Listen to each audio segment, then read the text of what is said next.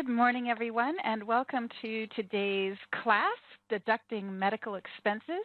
This is a one-hour presentation on how you are able to calculate and claim deductions for medical expenses.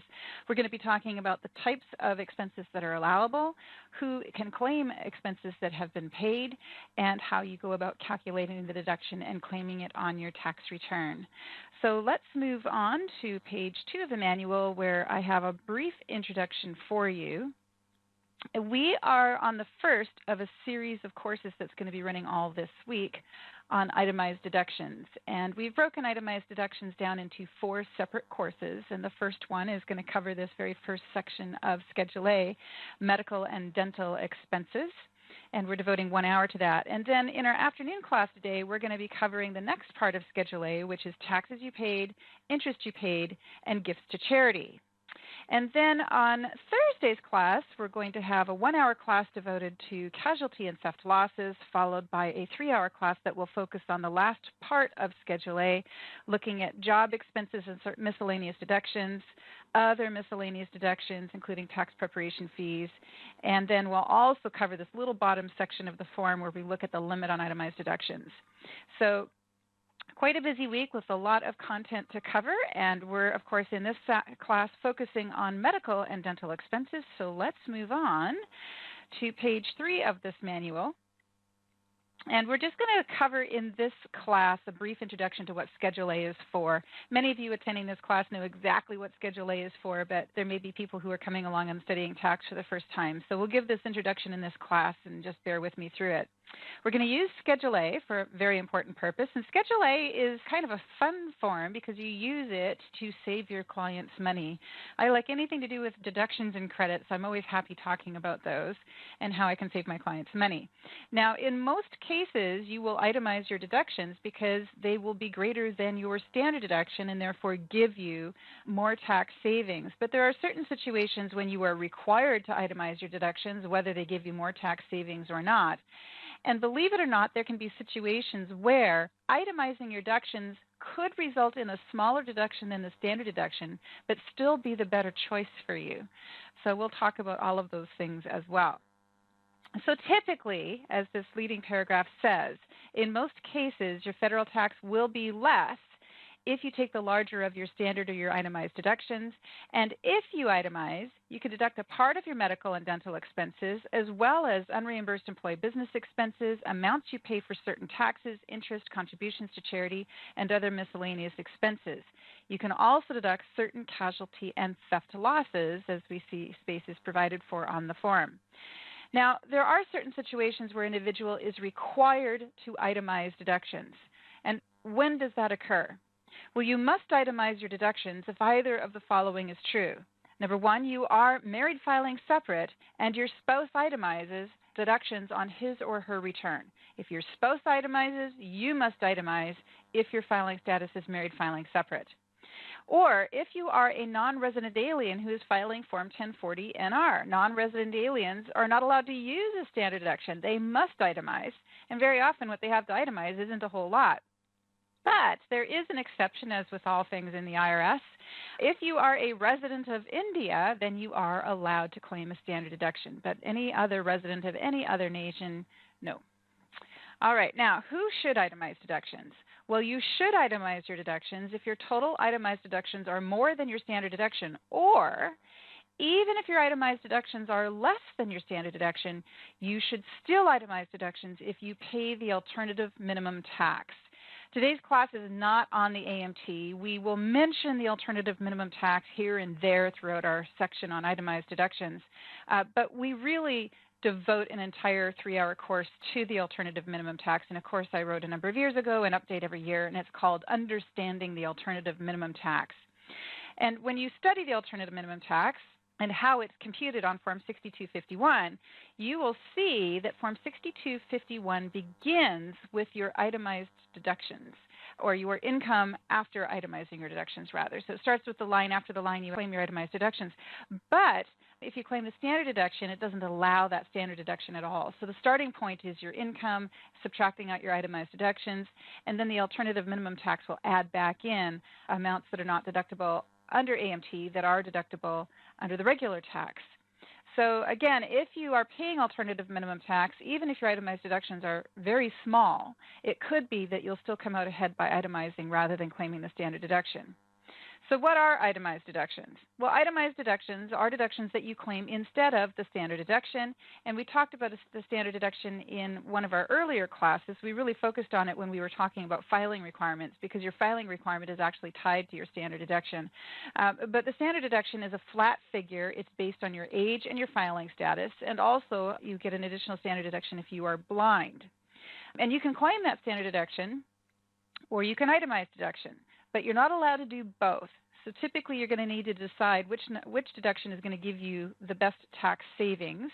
And for most individuals who file Form 1040A or 1040EZ, you're not even going to see a space to provide your itemized deductions because you cannot itemize deductions on the short form. You are required to file the long form.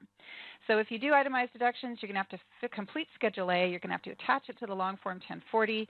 And if you are preparing a Form 1040EZ or 1040A, there is no space to even do that.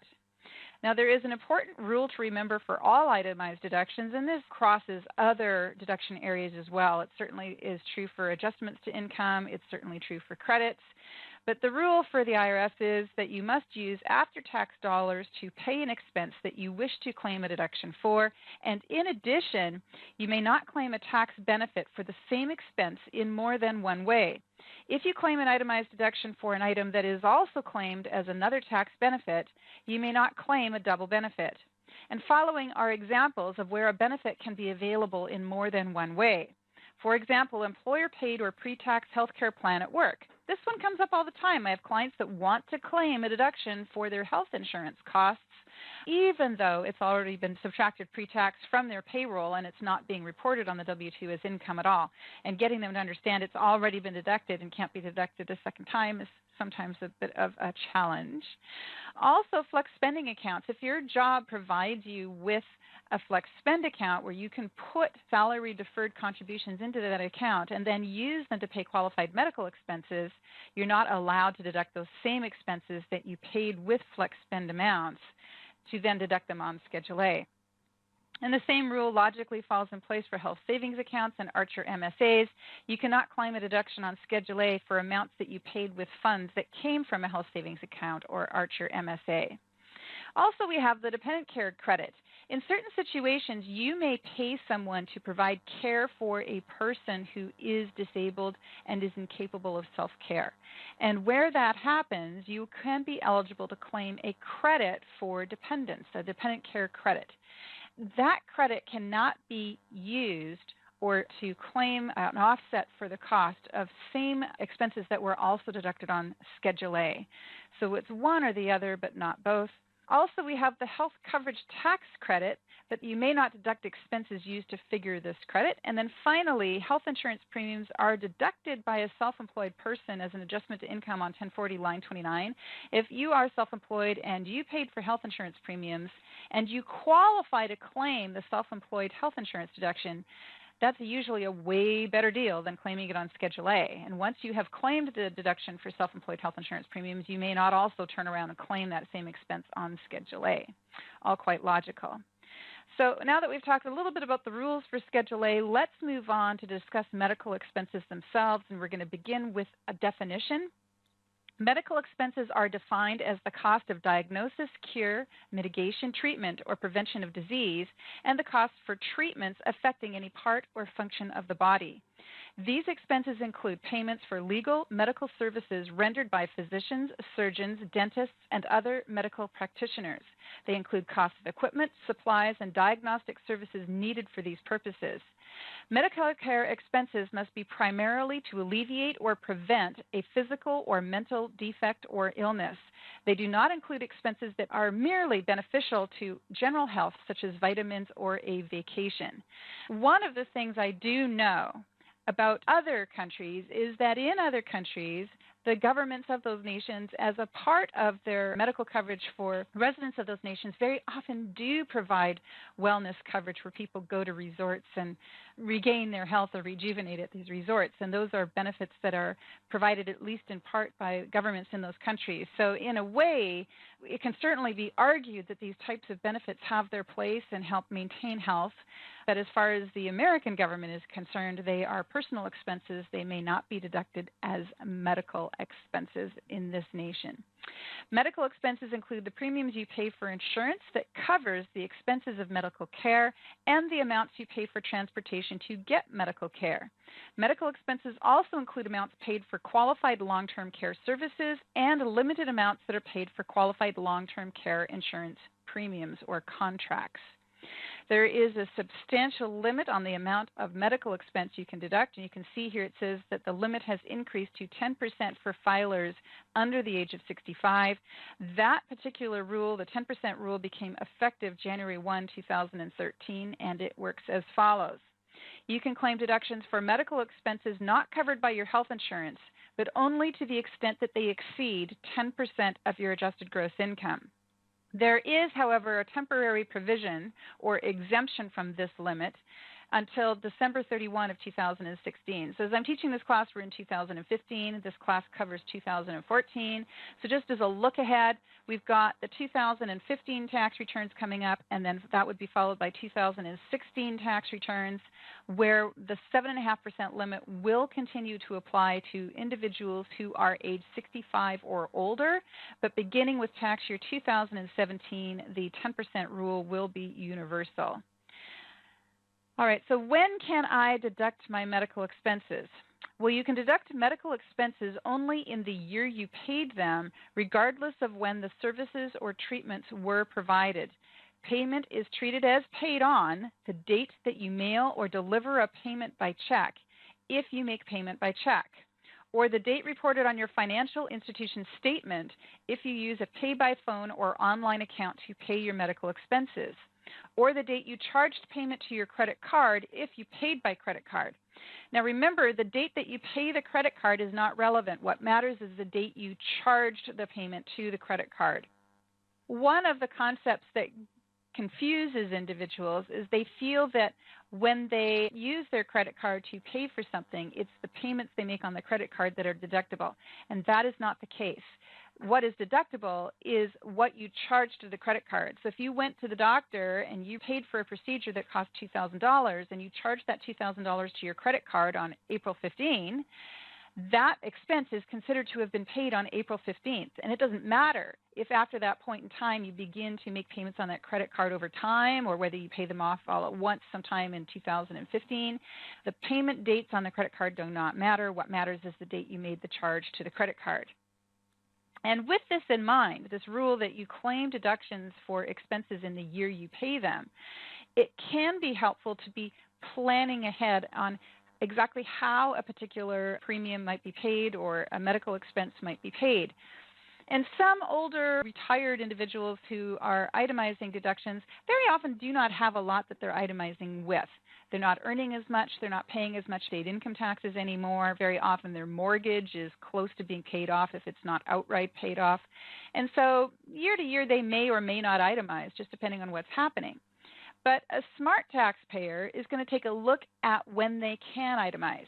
And I have definitely worked with clients who are savvy enough on the rules that they actually itemize every other year. For example, property taxes in the state of Oregon can be paid in thirds, and in many other states they're paid every 6 months. We're paying property taxes.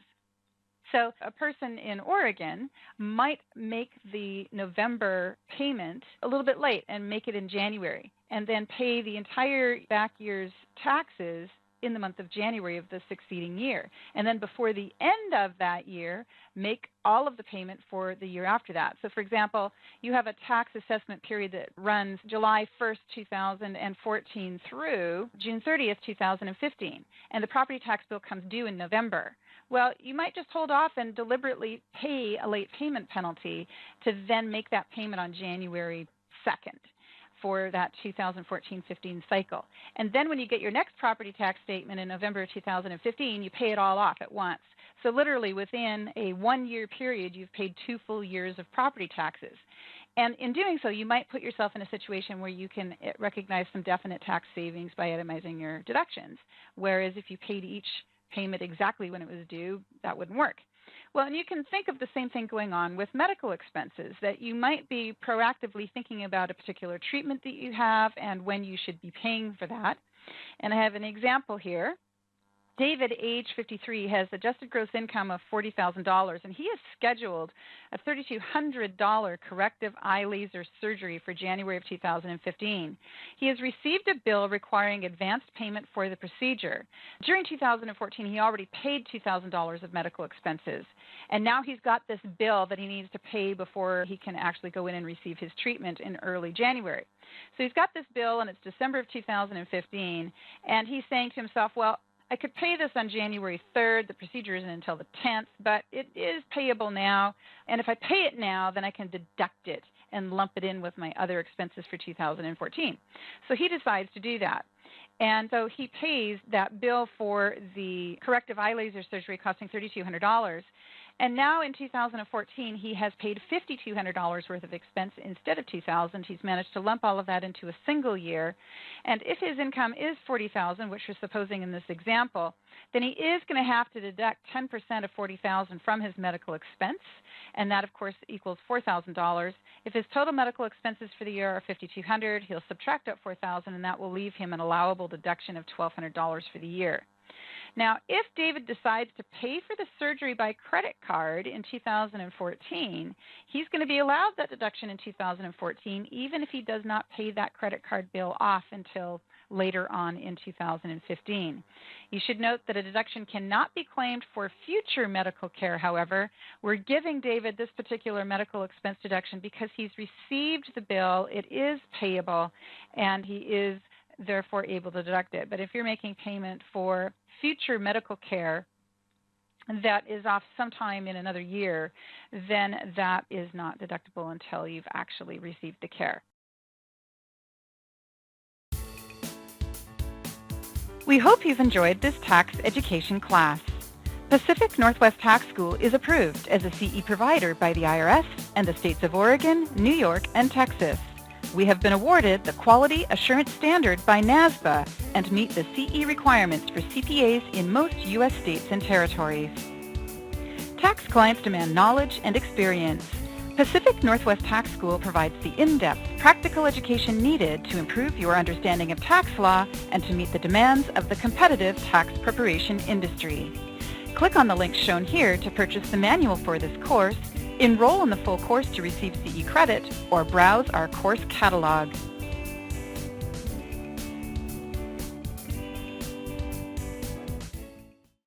So whose medical expense can you deduct? We've been talking about how to deduct a medical expense or how to compute your deduction, but who are you allowed to make payments for and then claim a deduction on the amount that you paid?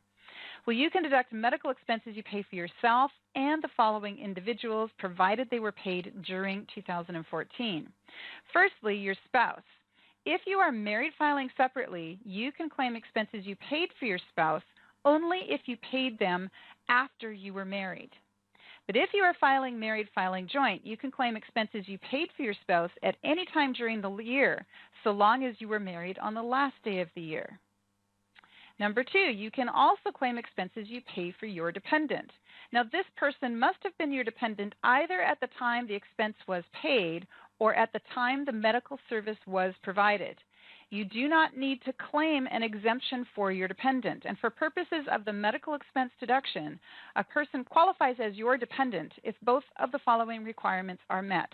Number one, that person was either your qualifying child or your qualifying relative, and the person was a U.S. citizen or national or a resident of the United States, Canada, or Mexico. Well, if you're like me, your mind might be going, well, doesn't a person have to be a U.S. resident or a resident of Canada or Mexico to be your dependent? Well, the interesting thing with IRS is it likes to take the same word, qualifying child, qualifying relative, and then give it two definitions. There's the definition that you would use for dependency, where you have a qualifying child or a qualifying relative for dependency. There's the definition you might use for the earned income credit on qualifying child. Qualifying relatives never qualify for EIC, but a qualifying child can, except qualifying child for EIC is different than qualifying child for dependency. And guess what? Qualifying child or qualifying relative for medical expense has a different definition than that for dependency. So let's go through and look a little bit about what these definitions have to say. Firstly, we're going to look at qualifying child. A qualifying child is a child who is your son, daughter, stepchild, foster child, brother, sister, stepbrother, stepsister, half-brother, half-sister, or a descendant of any of them. For example, a grandchild, niece, or nephew. And at the end of the year was under age 19 and younger than you, or your spouse if filing jointly, under age 24 and a full-time student and younger than you if you are filing jointly, or at any age if they are totally and permanently disabled.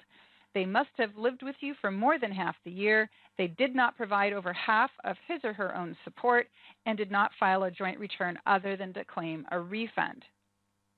There is a note here that says, with an adopted child, a legally adopted child is treated as your own child, and this includes a child lawfully placed with you for legal adoption. You can include medical expenses that you paid for a child before adoption if the child qualified as your dependent when the medical services were provided or when the expenses were paid. For children of divorced or separated parents, for purposes of the medical and dental expenses deduction, a child of divorced or separated parents can be treated as a dependent of both parents. Each parent can include the medical expenses he or she pays for the child, even if the other parent claims that child's dependency exemption. So you've got Mary and John, they're divorced, and there is the dependent Josh. And Mary is going to claim Josh's dependency exemption on her return. But both Mary and John paid medical expenses for Josh. Because Mary is claiming Josh's dependency exemption, she is allowed to claim the medical expenses that she paid for him. And because John is the non-custodial parent and his ex-wife is claiming their child, any expenses he paid for that same child are also deductible on his return. But of course, Mary could not claim an expense paid for by her husband, and the husband cannot claim an expense that was paid for by the ex-spouse. Now, this rule applies only with the children of divorced or separated parents. Both parents can claim the medical expenses each of them paid for the child if the child is in the custody of one or both parents for more than half the year, the child receives over half of his or her support during the year from his or her parents, and the child's parents are divorced or legally separated under decree of divorce or separate maintenance, are separated under a written separation agreement, or lived apart at all times during the last 6 months of the year. But this does not apply if the child's exemption is being claimed under a multiple support agreement.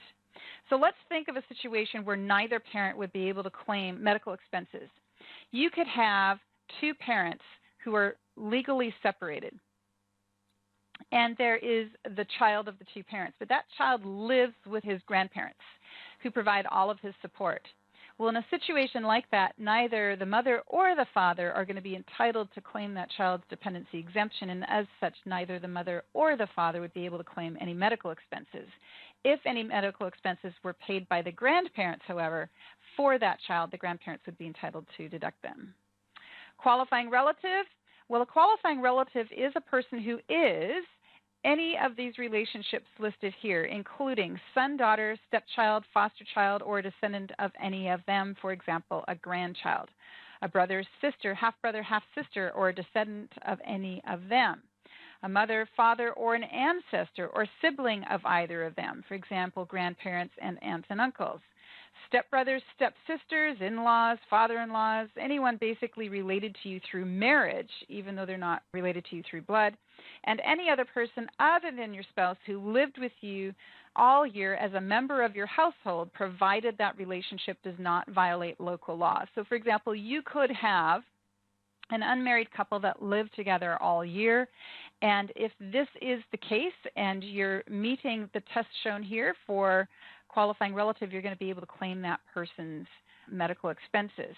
So qualifying relative is a person who is either related to you in one of the ways shown here or who lived with you as a member of your household for the entire year.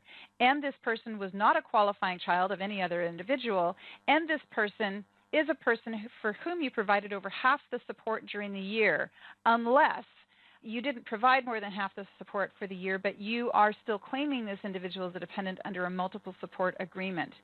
Now, you'll notice that the gross income test is not listed here. Normally, if you're trying to claim a dependency exemption for a qualifying relative, You cannot claim that individual's exemption if you can't show that their income was less than $3,900 for the year.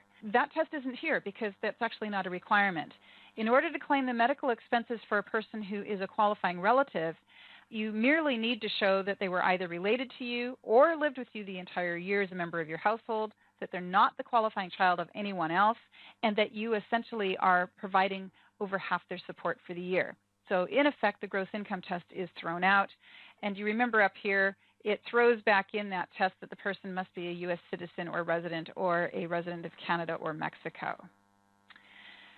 Let's talk a little bit more about the support claimed under a multiple support agreement.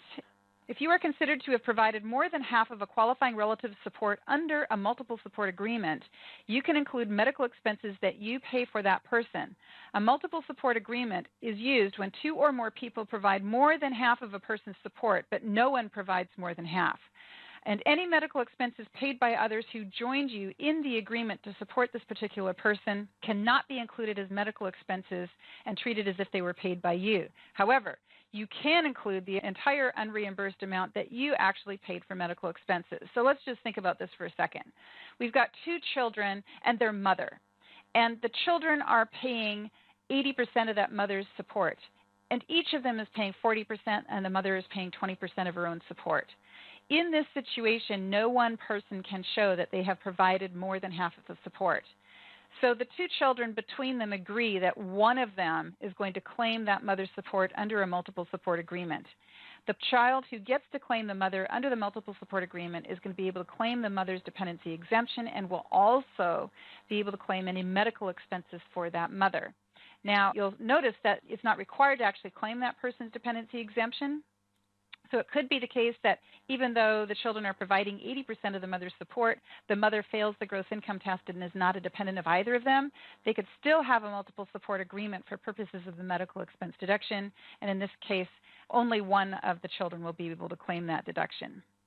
Decedent, if you paid medical expenses for your deceased spouse or dependent, include them as medical expenses on Schedule A in the year they are paid, whether they are paid before or after the decedent's death. The expenses can be included if the person was your spouse or dependent either at the time the medical services were provided or at the time you paid the expenses. And what medical expenses can be deducted? Well, we've talked about who you can pay medical expenses for, and we've also talked about the limits on medical expenses. It's a really high limit, 10% of the income. The reality is that by imposing a 10% AGI limit on medical expenses, it really means that virtually no one out there gets to claim them. It's a small percentage of filers that are ever able to beat that 10% limit. But the interesting thing about medical expenses is that they really are a fairly broad category, and that there could be and often are expenses out there that taxpayers are paying that they don't even recognize could qualify as medical expenses.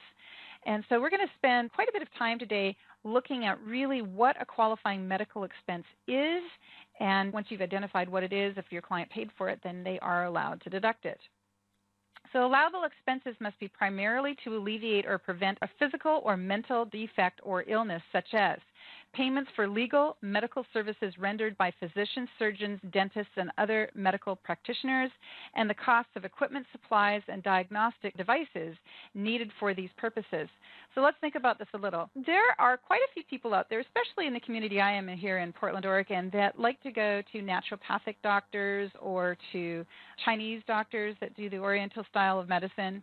And those are actually legally recognized medical practices in their own rights. And even though they're not conventional, amounts that individuals pay for treatment in those types of clinics are deductible. So expenses, though, that are merely beneficial to general health, such as vitamins or a vacation, are not deductible. As a general rule of thumb, you can claim a medical expense in the following situations. The treatment is prescribed by a doctor to address a medical need. The treatment is related to your health or a diagnosed medical condition. The treatment is not purely cosmetic and holds a valid medical benefit. For example, eye laser surgery corrects a condition called myopia, also known as short-sightedness, and it is allowed. But a facelift for purely cosmetic reasons or teeth whitening is not allowed. The treatment cannot violate the local law. The expense is for equipment or home improvements needed to accommodate a medical need. Health-related programs such as alcohol and drug treatment centers or stop smoking programs are allowed, and you may also deduct costs associated with participating in a weight loss program. However, the cost of purchasing diet foods through a program is not deductible. So, for example, the cost of attending Weight Watchers or another weight loss program is deductible, but the cost of food you must buy to attend Jenny Craig is not. Insurance premiums. You can deduct out-of-pocket amounts that you pay for medical insurance premiums that are paid with after-tax dollars that cover hospital care and surgery, etc., prescription drugs, dental care, contact lenses and glasses, group or co-op care, long-term care, as well as Medicare B and Medicare D premiums. Coverage for non-dependents. Under the Affordable Care Act, insurance providers must offer insurance coverage for children under the age of 27. However, such coverage will only be deductible by you as a medical expense if the person for whom you provide coverage is your dependent or could be claimed as your dependent, except that person received $3,950 or more of gross income or filed a joint return, or you could have claimed that person as a dependent, except that you or your spouse, if you are filing jointly, can be claimed as a dependent on someone else's 2014 return. So essentially what they're getting at here is you may have a child, let's just say 25 years old, who has finished college and is working. And during the year they made $20,000. Well, you don't have to worry about claiming their dependency exemption in that situation, and you wouldn't be allowed to claim their dependency exemption anyway, because if the income at $20,000 is definitely $3,950 or more, it's well over $3,950. So they fail that gross income test. But even if your child is earning $20,000 a year, you could still claim your child's medical expenses if you can show that you provided more than half of that person's support. Well, at $20,000 of income, that would be questionable. Did you or did you not provide more than half of that person's support? We cover support in our course called Filing Status and Dependence. So in that course, we get into whether or not a person can qualify as your dependent under the support test. So you would apply those rules for support test in that situation. But this gross income test is thrown out. Now, also, if you had family coverage when you added this individual to your policy and your premiums did not increase, you can enter on Schedule A the full amount of your medical and dental insurance premiums.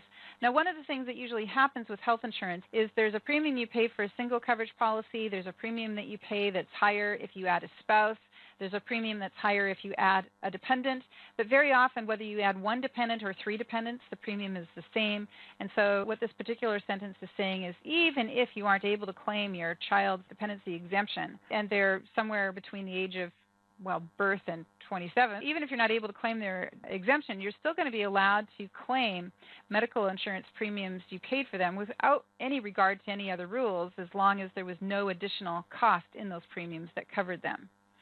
Effect of the premium tax credit on the deduction for health insurance premiums. Well, if you are claiming the premium tax credit, the amount of premium tax credit shown in column D of Form 8962 reduces the amount that you pay for health insurance by giving you a tax credit. Now, depending on your situation, you may have received an advanced premium tax credit to offset the amount you had to pay for health insurance premiums during the year.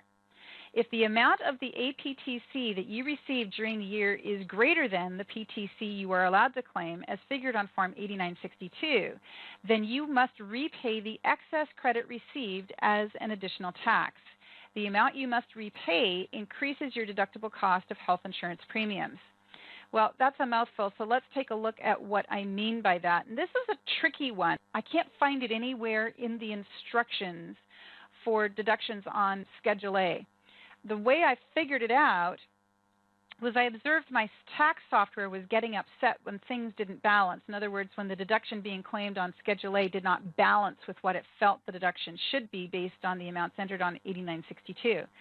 But the other side of it is if you go to the publication that describes the rules for Form 8962, that publication gets into a detailed description of how you compute the self-employed health insurance deduction. And so even though I haven't found these instructions in writing anywhere so far with the IRS, I've been able to extrapolate that this is actually what is going on in the background of the tax software, as well as extrapolating actual written instructions that IRS provides on calculating the deduction for purposes of self-employed health insurance. So let's see how it all comes together. We have an illustration for deduction of health insurance premiums net of the premium tax credit. Gabe and Julie Carter are a married couple with 2 dependent children named Michael and Vincent. They reside in Brooklyn, New York, where Gabe is a teacher and Julie is a homemaker. They had the following income for the year. We have wages for Gabe of $60,000. Julie had another $4,160 of wages. Michael earned $1,000. There was also ordinary interest income of $575 to Gabe and some tax-exempt interest to Julie in the amount of $265. At the end of 2013, Gabe visited healthcare.org and determined that he qualified for a financial assistance under the Affordable Care Act as follows. He entered the following information for himself and his family. He had a tax family size of 4, a coverage family size of 2, household income of $65,000, a monthly APTC amount of $123, and dependents that qualified for CHIP. Based on a household size of 4 and income of $65,000, Gabe determined that he could qualify for a $123 per month credit. He decided to choose a gold plan with a set premium amount of $697 per month, and after applying the APTC, his monthly premiums came to $574 a month. At $65,000 of income for a household of 4, Gabe also learned that Michael and Vincent qualify for CHIP, which is also known as the Children's Health Insurance Program. So he decided to enroll his kids in CHIP. Then in January of 2015, Gabe received a Form 1095-A from the marketplace. Other than his premiums, the Cotters paid no other medical expenses for the year. The Cotters' other deductible expenses for Schedule A that are not medically related include $2,900 of real estate taxes, income tax of $2,900, real estate tax of $2,285, and finally mortgage interest of $9,500. So I'd like you to prepare the return as we're going to show next.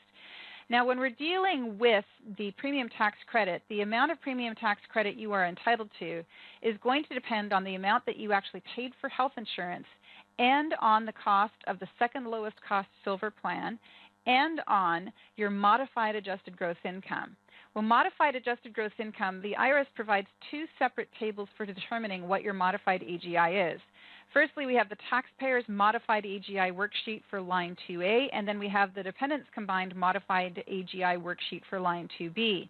When we go to the taxpayer worksheet, we're going to enter the adjusted gross income of the taxpayers. So we go back up here to the income earned by Gabe and Julie, and we're going to take $60,000 of wages for Gabe, add in Julie's wages of $4,160, and we have $64,160, and then we add in the taxable interest of $575. When we do that, we get $64,735. But the modified AGI worksheet factors in certain types of non-taxable income, including tax-exempt interest, as well as amounts that are excluded from income under the foreign earned income exclusion.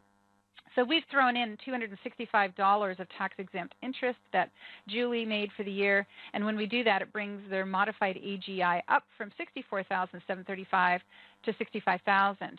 Now you'll notice that we've left the dependents combined modified AGI worksheet blank, and this is because a child or dependent, that individual's income only factors into modified AGI if their income is taxable. And when you read the instructions for determining taxable income, you will see that the income of a dependent only becomes taxable when the income exceeds their standard deduction. Well, in this case, the income for Michael is less than his standard deduction, and so he has no taxable income for tax purposes, and therefore his modified AGI is 0. Next, we have the 1095-A for the Cotters. And looking at this 1095-A, we can see the monthly premium amount paid for a gold plan. We can see the second lowest cost silver plan premium. This may or may not have been the amount any taxpayer paid, but it is the baseline amount that is used for figuring the premium tax credit. And then we go over to the monthly advance payment of the premium tax credit, which is $1,476. So based on the information provided here, we're going to move on to prepare the 8962. And you will see that the 8962 asks for numbers that appear on the 1095-A. Firstly, we have this $8,364 that was actually paid for a gold plan. and that carries to line 11 and goes in column A. So column A of the Form 1095 carries to column A of the 8962. And column B of the 1095 carries to column B of 8962, but column C of the 1095 actually carries to column F of the 8962. So moving up to the 8962 on line 1 in part 1, it asks for the household size. This would be the number of exemptions being claimed on the return. That's 4. We then enter $65,000 as the modified AGI of the filers, 0 as the modified AGI of the dependents, and the total household income is therefore $65,000. We then check box C and enter $23,550. This is the federal poverty limit for a household size of 4. We divide $65,000 by $23,550, and when we do that, we get 276%. This simply means that the Cotter's income is 276% of the federal poverty limit. That equates on some tables that are provided for in the instructions for Form 8962. When you go to the tables and look up 276% on those tables, they give you a number, and that number is 0.0880. The next step is to multiply line 7 by the income of the Cotters, and when you do that, you get 5720. 5720 is an important number. It is the most that the Cotters can be expected to pay for the second lowest cost silver plan. And to the extent that the actual cost of the second lowest cost silver plan exceeds this number, they get a credit. So let's move on now to further on the form. And when we look at line 11, again, we've entered the amount that was actually charged for premiums. Now, they didn't actually pay $83.64. What's interesting, when you go up here, $83.64 is the cost of the gold premiums, and $14.76 is the amount of that premium that was paid for them through the advanced premium tax credit. So the actual out-of-pocket expense they had for the year, or that they paid out during the year, is less than $83.64. In fact, it is $83.64 minus $14.76. So that's where the confusion can come in, because you can see that the amount that they out-of-pocket ultimately is going to be less than the deduction that they're allowed to claim. And we're going to go through this form to see how we actually figure their final deduction for medical expenses. So we enter the cost of the gold plan, we enter the second lowest cost silver plan, and we enter the maximum amount that the Cotters must pay for the second lowest cost silver plan. And you can see the maximum amount they must pay is less than the actual cost. And the difference between these two numbers is entered here on column E. It's $196. And then in column F, we enter the advanced premium tax credit that they received. Well, they would be at exactly a perfectly balanced $89.62 if $196 had been entered in column F. But $196 is not in column F. Column F actually has a larger number, and to the extent that column F exceeds column E, they're going to have to make a repayment. So if we take 1476 and subtract 196, when we do that, we get $1,280. And the Cotters are going to be required to repay the lesser of $1,280 or $1,500 based on their income. And in this situation, $1,280 is the amount that they must repay. And because they have to repay it as an additional tax on their tax return, this $1,280 is going to add to the amount that they're allowed to deduct as a medical expense. So ultimately, they're going to be allowed to claim a medical expense of $81.68, which is going to be $83.64 minus $196. Or you could take $83.64 minus $14.76 plus $1,280. You'd still get the same number, which is $81.68, and that's the amount that they're going to deduct on Schedule A. So we go over to Schedule A, we enter $81.68 on the line. We then take their actual adjusted gross income, which is less than their modified AGI, multiply that by 10%, and we get $64.74. $64.74 is subtracted from $81.68, and they're left with a net deduction for the year of $16.94. We've thrown in the other 3 deductions we gave you in the wording of the problem, and when we do that, they end up with total itemized deductions for the year of $16,379. And then we move over to their 1040 form. And on the 1040 form, you can see we've listed those 4 exemptions. Their household size is 4. We've got their adjusted gross income for the year at $64,735. There's that tax-exempt interest poking out on line 8B that we had to add into their modified AGI. And then when we move over to page 2 of the 1040, here on line 46, you can see that's where we've added back in that advanced premium tax credit, the excess portion of that credit is added into income here, and of course their itemized deductions are entered on line 40. And the next item in line that we're looking at is on page 15 of the manual, and that is the self-employed health insurance premiums. If you had a net profit from self-employment and neither you nor your spouse was eligible to participate in a subsidized employer-provided program during the year, then you can claim up to 100% of the cost of your health insurance premiums as an adjustment to income on line 29 of the 1040 form. Now, the rules for figuring the self-employed health insurance deduction are fairly complex. Not everyone is allowed to claim them, and we spent quite a bit of time covering these in an earlier course I taught in this series called Above the Line Deductions. Limit on deduction for long-term care insurance premiums.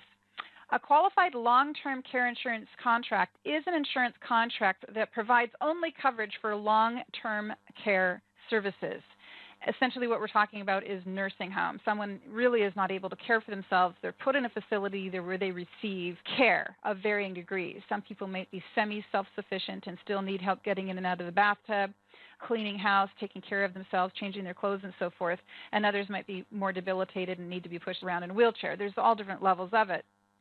And people can buy a specialized kind of health insurance that pays for that type of care.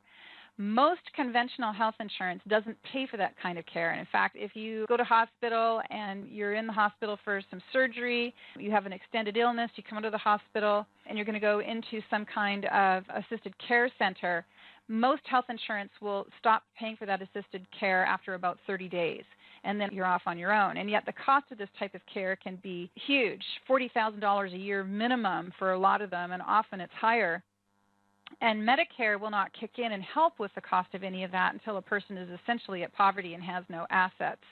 So many people who don't carry this type of health insurance and don't have family members who can help care for them suddenly find that their life savings is evaporating as they are providing for this type of care. So they may have been better off, or often could have been better off, if they had invested in long-term care insurance contracts.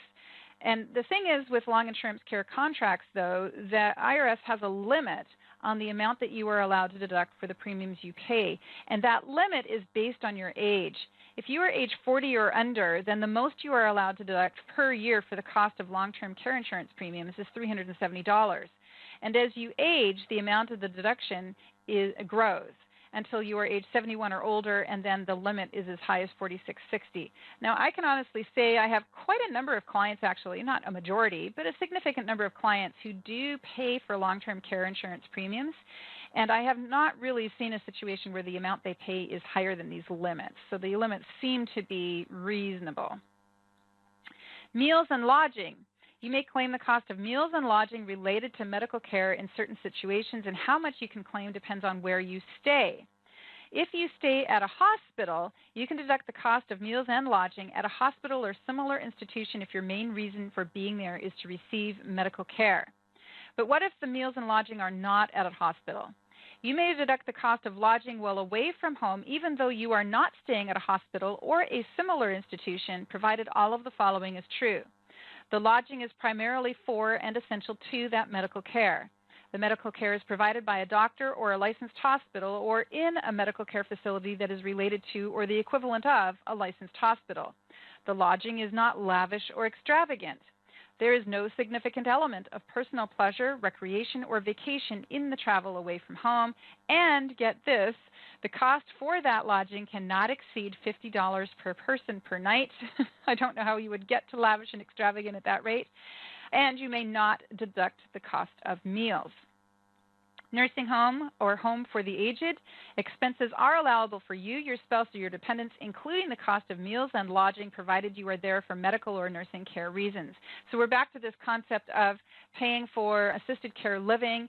And when you are in an assisted care living center, it is often the case that they provide meals for their residents. And if your reason for being in that assisted care or convalescent care setting is to receive that care, and they obviously feed you while you're there, then the cost of those meals is fully deductible along with everything else.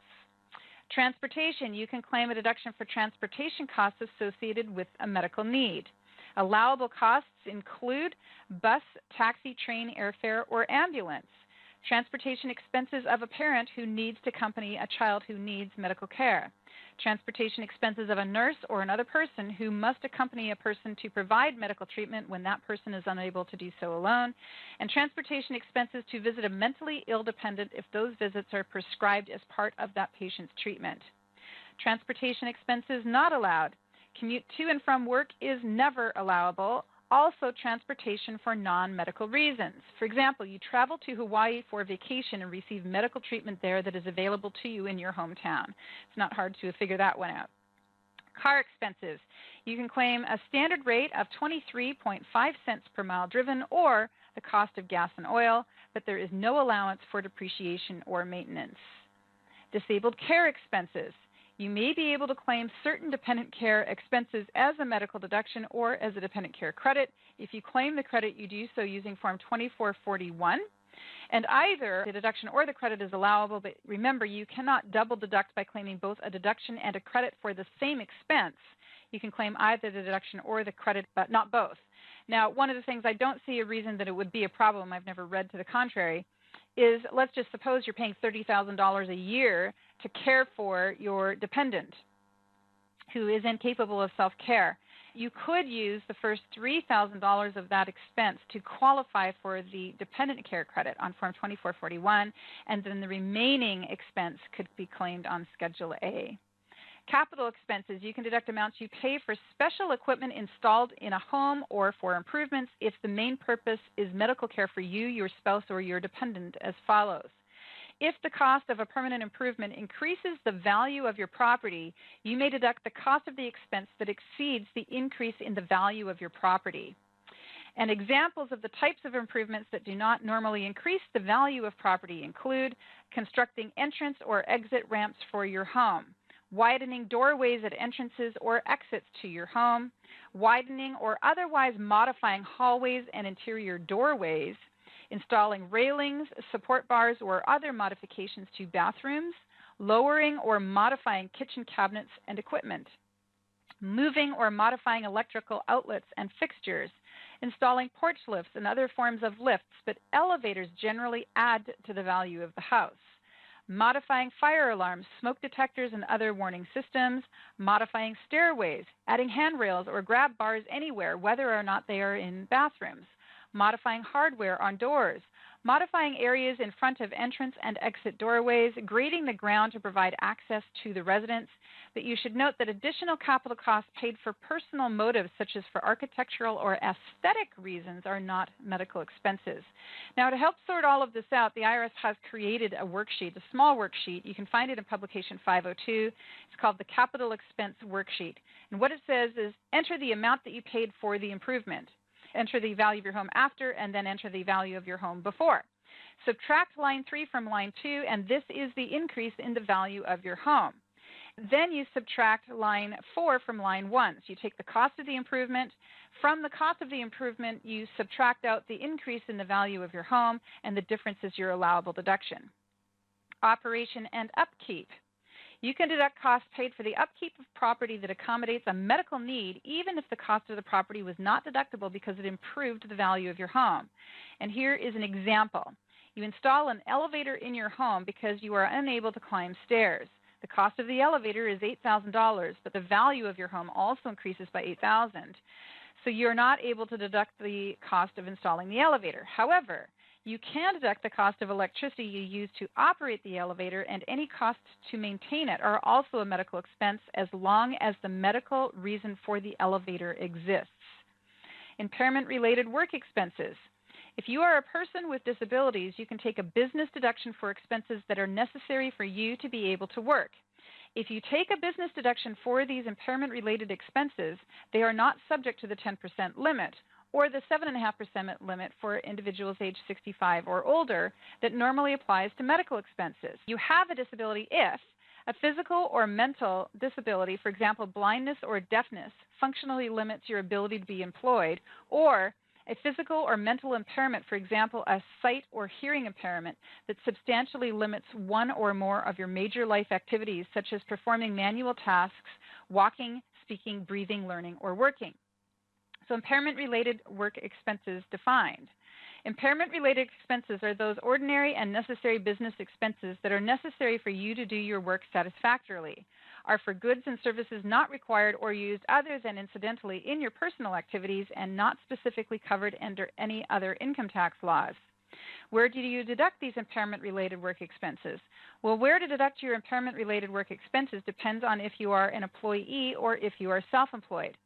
If you incur impairment-related work expenses and you are self-employed, you are actually allowed to deduct these expenses as appropriate on Schedule C, E, or F.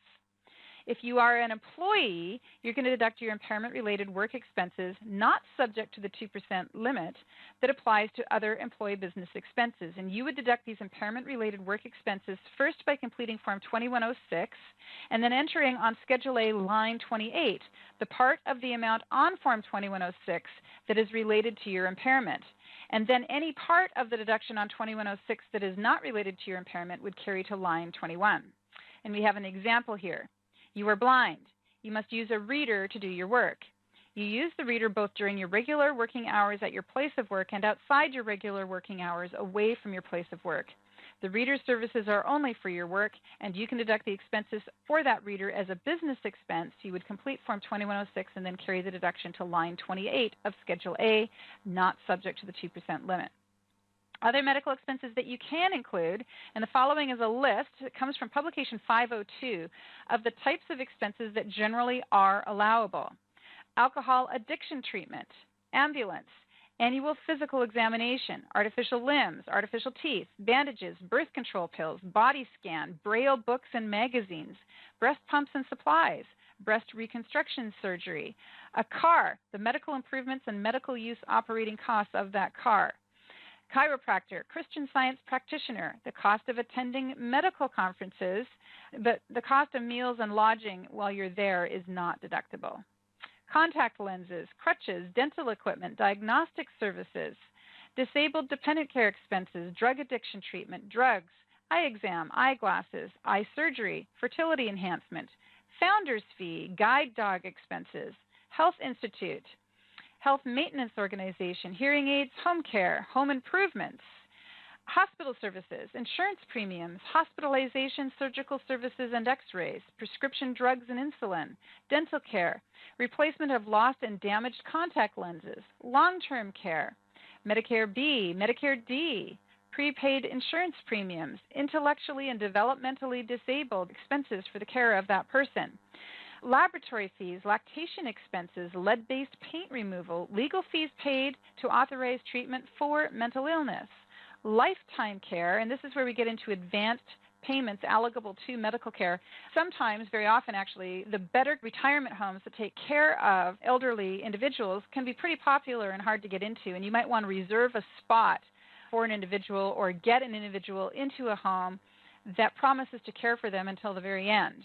And in order to get into that home, you have to pay a founder's fee, a fairly substantial one. Well, that founder's fee is deductible, and the lifetime care facility that charges that fee will tell you what part of the fee is for that care and is deductible. Dependents with disabilities are the cost of caring for that individual that are beyond normal costs are deductible. You can include in medical expenses advance payments for a private institution for lifetime care, treatment and training of your physically or mentally impaired child upon your death, and the payments must be a condition of that institution's future acceptance of your child and must not be refundable. Lodging can be deductible as subject to the limits I described earlier. Long-term care services and premiums, meals, in certain situations, medical information plan, medicines, but only if they are by prescription, with the exception of insulin. Nursing home, nursing services, operations except for cosmetic, optometrist, organ donors, osteopath, oxygen, physical examination, pregnancy test kit, prosthesis, psychiatric care, psychoanalysis, psychologist, special education. This is an interesting one. You can include medical expenses in your medical expenses, fees that you pay on a doctor's recommendation for a child's tutoring by a teacher who's specially trained and qualified to work with children who have learning disabilities caused by a mental or physical impairment, including nervous system disorders. So, for example, you may have a child that is unable to learn a particular topic because of dyslexia or because of autism. And so your doctor recommends that you hire a specialized tutor to work with that child who is familiar with that particular condition that your child has and is especially trained in dealing with that, you would be able to deduct those costs. Teaching Braille to a visually impaired person, teaching lip reading to a hearing impaired person, giving remedial language training to correct a condition caused by a birth defect, sterilization, stop smoking program, surgery, telephone devices for the hearing impaired, and television devices for the hearing impaired, therapy, transplants, transportation, trips when they are necessary for medical treatment, tuition, vasectomy, vision correction surgery, and a weight loss program.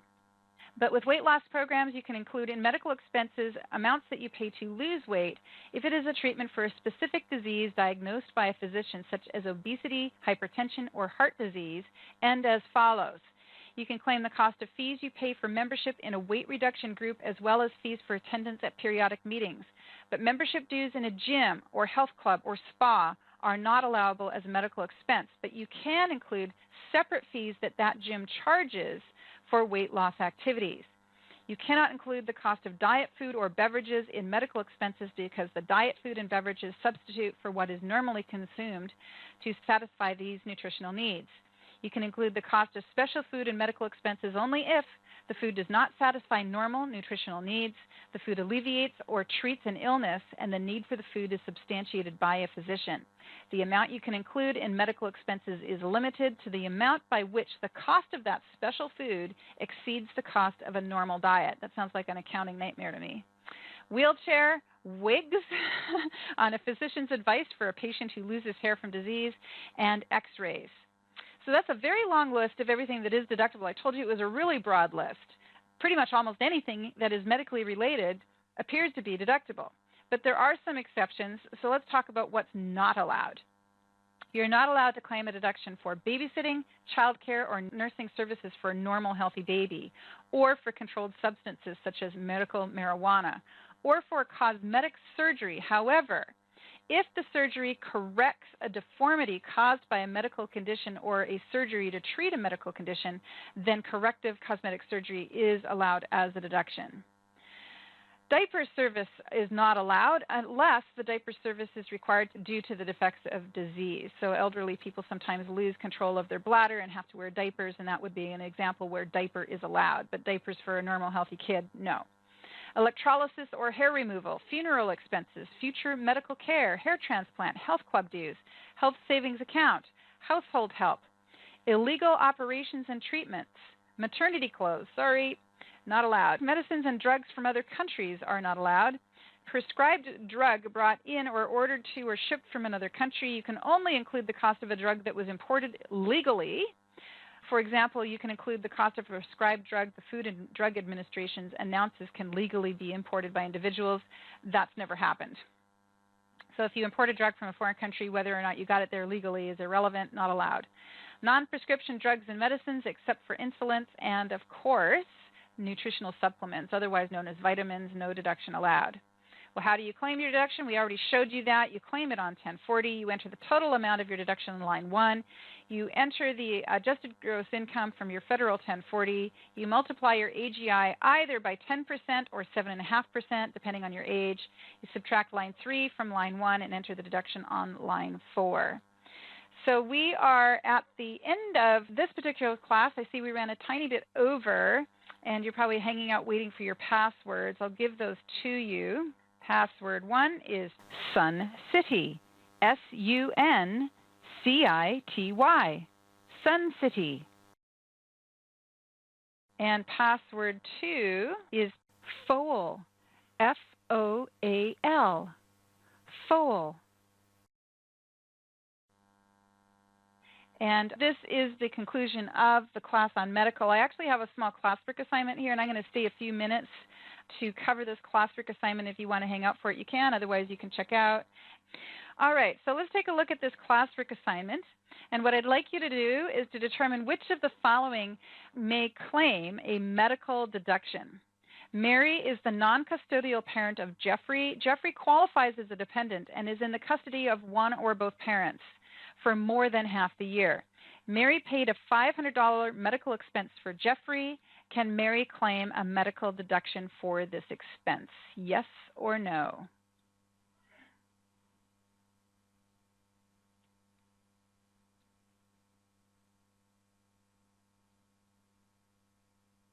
Well, the answer is yes. Because Jeffrey is a dependent of his parents, it really doesn't matter which parent is claiming his dependency exemption. That parent will be allowed to claim the deduction. Mary paid $500 for Jeffrey. She is allowed that deduction. Question number 2. Mr. and Mrs. H incurred medical expenses for their dependent child who died during the year. Mr. and Mrs. H paid the bills during 2014. Can Mr. and Mrs. H claim a deduction for this expense? Yes or no?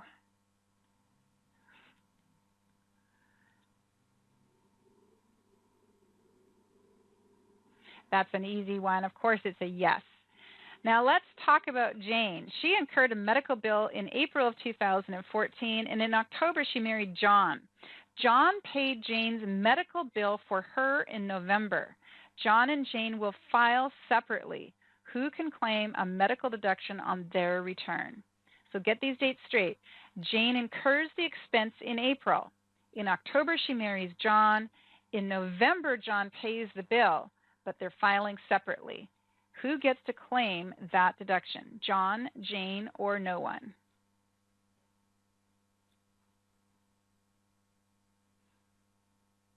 And the answer is John. Because he paid the expense after they were married, it doesn't matter that they're filing jointly. He gets to claim the deduction. But let's look at these same facts again. Assume the same question as question 3, except that John paid Jane's medical bill in June. Who can claim the medical expense deduction on their return in that situation?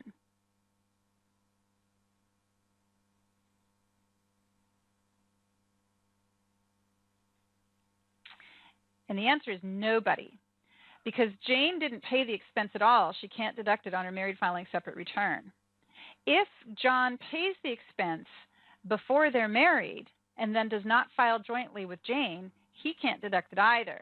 So the expense gets paid, in this situation, by John. He pays it before they're married. They don't file a joint return. No one gets the deduction. So that concludes today's class on medical expenses. Thank you for participating, and I hope to see you again soon. Bye-bye. We hope you've enjoyed this tax education class. Pacific Northwest Tax School is approved as a CE provider by the IRS and the states of Oregon, New York, and Texas. We have been awarded the Quality Assurance Standard by NASBA and meet the CE requirements for CPAs in most U.S. states and territories.